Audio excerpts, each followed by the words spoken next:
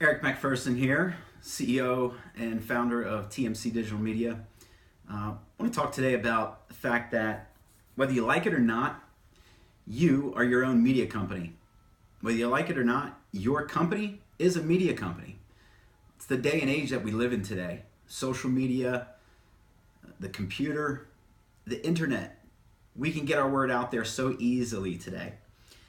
If you followed me over the past couple weeks, months, you'll see that there's a large increase in my social presence and activity across a number of multiple platforms too, and including video, thus this video here today, right? But at the end of the day, I just want to get across that you are your own media company, and you got to take advantage of where we the time that we live in and the platforms that are available to us. I don't care if you're an executive, if you're a salesperson, if you're a marketer, and it's not just about your business brands, it's about your personal brand too, and building your own personal brand as a thought leader. Everyone within an organization should be utilizing the social channel in order to promote, not necessarily promote your brands, but in order to drive value to your potential buyers. You have the opportunity to generate new sales through social media. You have the power to influence and get folks to consider your brands and your products. Think about it in terms of, just look at the trends as to where your buyers, whether they're executives, whether they're business owners of restaurants, whether they're chefs, think about where they spend a majority of their time and where do they go for their information. Do they read trade rags still traditionally today? Are they going to the newspaper? Are they going to the TV? Or are they going online? Are they Google searching? Are they going to social media platforms? Social media platforms can be such a powerful tool if you embrace it. Let's talk about LinkedIn for a minute. I imagine everybody watching this has a LinkedIn profile. Now, you may not have a photo or a profile picture, which I don't know why you don't, unless you just don't like people and don't want to connect with people. But LinkedIn is a very easy platform to get started. Okay, and it should be a platform that you all are embracing, not only from a personal branding perspective and connection perspective, but also from your company and your company promoting and publishing valuable content throughout that platform. It's going to be here for a long time. Twitter, obviously an up-and-coming platform since we started in this food service industry some 5-6 years ago. Amazing the amount of social content that's being published in this industry today. It's great. This industry has finally embraced Twitter and is utilizing it. And that platform isn't going anywhere. I do think Twitter needs to make some changes though, because the one challenge that we all face with Twitter is the amount of noise and cutting through the clutter. Very hard to figure out and find what you're really looking for or your valuable content that you're looking for that's out there. But changes I think are coming with Twitter that can help alleviate a little bit of that pain. Keep in mind, Twitter search is a great way to use that as a tool to be able to find what you want. Facebook ain't going anywhere except up and up and up. It is the largest active platform in terms of people on the planet using it. And Facebook Live, streaming video, huge, right? That ain't going anywhere.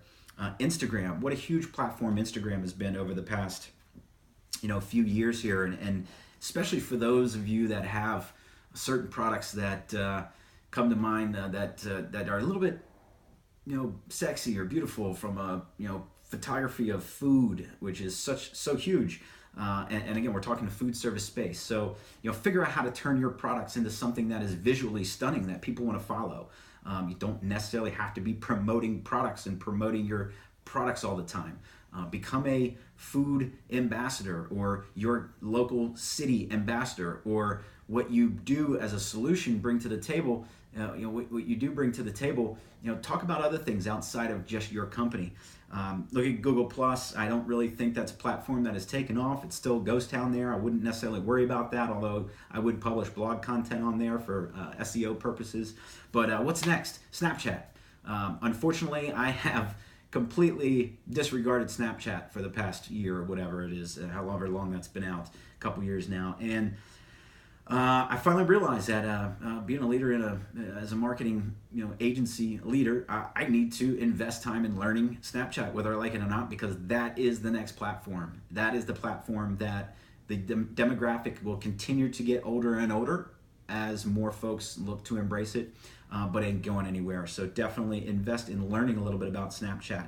And the challenge that I always hear from everybody as I go around and speaking with either our clients or speaking at certain venues like MOFSI, I don't have the time. I don't have the time. And really, at the end of the day, time, we all wish we had more time, but it's really overcoming your fear of this technology and these platforms, and pushing those fears aside, and then not making excuses. If you can dedicate to start 30 minutes per week, which isn't a lot of time, and use the platform that's most comfortable for you, it's a great place to start. It's a great place to figure out where, and how you're going to create your persona on these social platforms. What's that persona going to be?